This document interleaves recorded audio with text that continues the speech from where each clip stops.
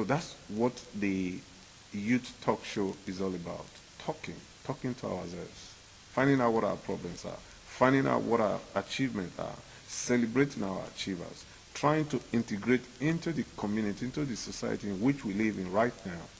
We are in Ireland, and we should be able to integrate into the Irish society. That's what the youth talk show is all about.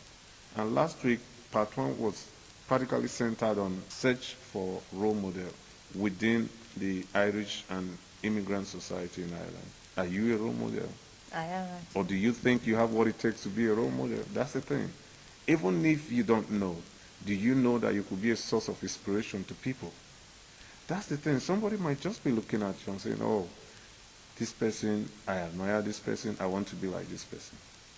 You have to know that you do have that quality and that people are looking up to you. When you realize that you could be a source of either imparting on people's life, making a difference on people's life, either positively or negatively, then you then start assessing yourself differently. That is why we have the MNI Youth Corner. And like I said before, it will be something that will be co-presented by the next Miss Nigerian Ireland 2009. Talking about the Miss Nigerian Ireland 2009, we know it's around the corner. So when is it, and where's it going to be? Where's it actually going to happen, and what are your preparations for the show? I can tell you categorically now that the preparation is in full circle. The girls, the contestants, they're presently working with them. The venue is ready. Is the prestigious Crown Plaza in Dublin 15, Blanchardstown. The Crown Plaza Hotel. You know the Crown Plaza? Yeah, it's just next to the shopping center. Have you been there? I've been here for an occasion. It's a beautiful place. And it's spacious. It is, yeah. That's where we're using. So viewers, if you live in Dublin or you're planning to come for the Miss Nigerian Ireland 2009, you'll be having a very, very sweet time. It's a very lit place as well. Yeah, and it's coming up 3rd of October. So at the Crown Plaza Hotel. Okay. And the event starts at about 7 o'clock and ends at about 12:30, because there will be an after party. So we have to make it tight. So how do they get the contacts to join if someone wants to actually become a contestant? So who do you contact, or what are the contact details? Well, I think the easiest way is to go on the website, www.missnigerian.ie. Once you go on the website, you click on registration, you find every information that you need there. Then you fill it, and you have a number there to call the organizers. So there's no tomorrow, you know. So I hope you have a lot of sponsorship for this, or what have the sponsorship going for the Miss Nigerian Ireland show?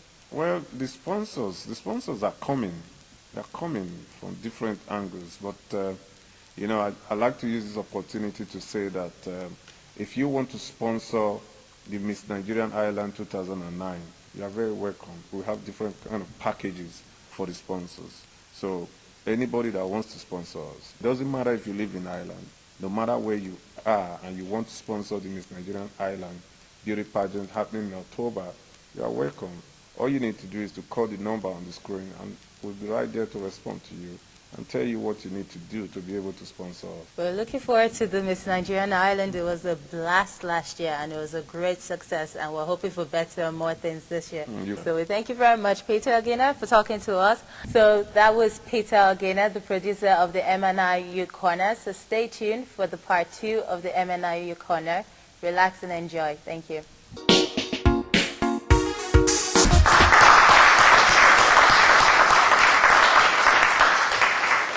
Believe it or not, I'm a very good example of it. When I was born, my father does not have any education. He's educated, streetwise, but he did not go to school. He went to secondary school. He went to Bobby College, and he started working, making money, having everything, big life and everything. They call him landlord. That's how big he is. He has houses all over the place.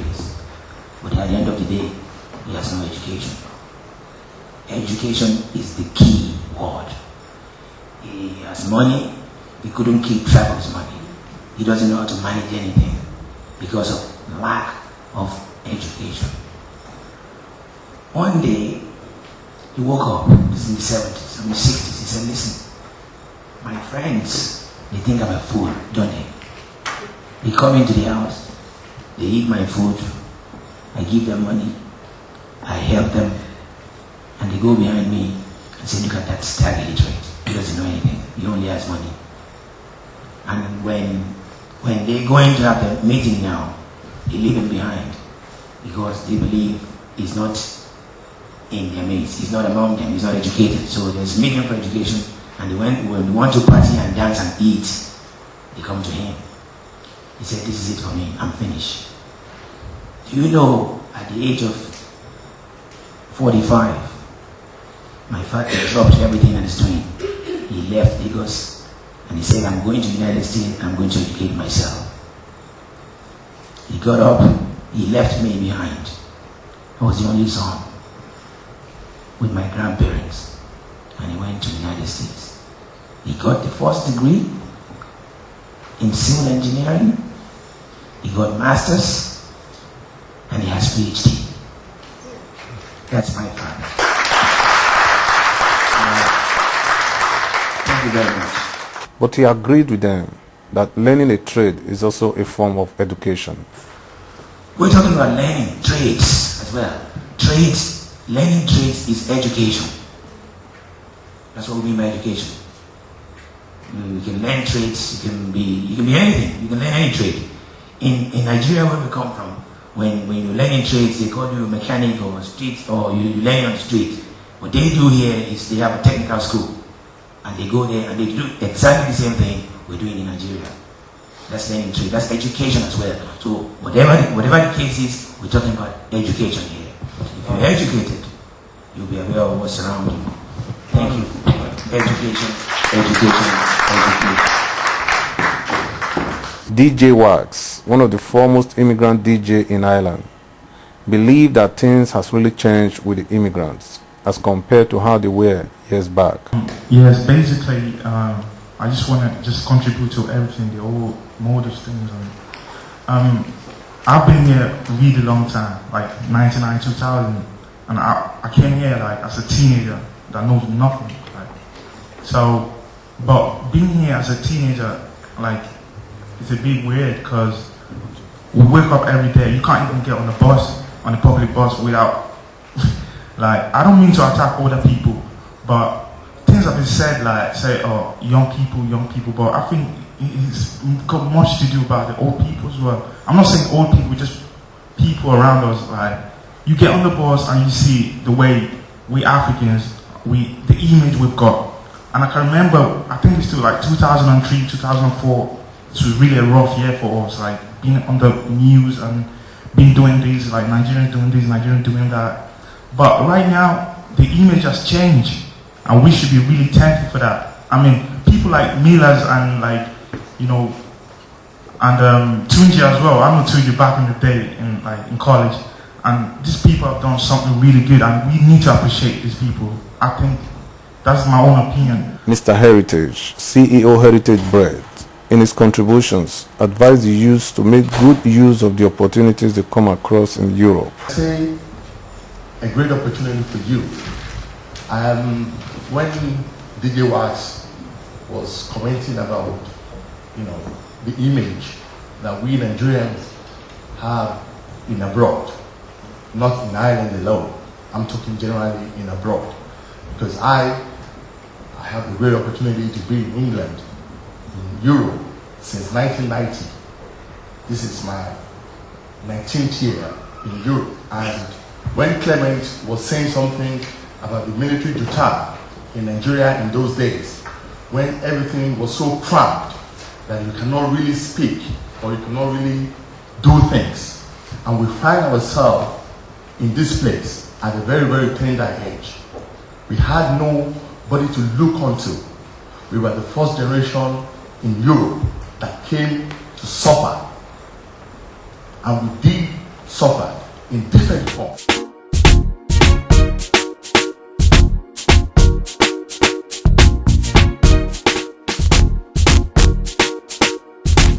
unfortunately, time is not always on our side. Well, not before the interview with some of the participants by Vanessa Ogida. We started with Tendai Mandondo. So I suppose when we're talking about role models, we're talking about, that attitude of sacrifice and attitude of determination and attitude of focus.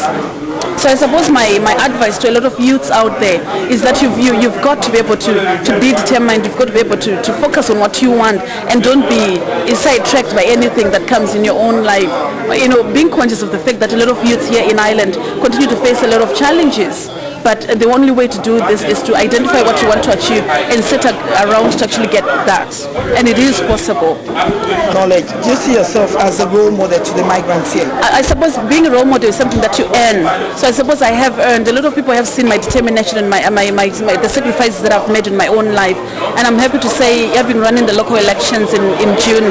A lot of people, would have seen me as, because I am a woman, I am a mother, and I'm working full time.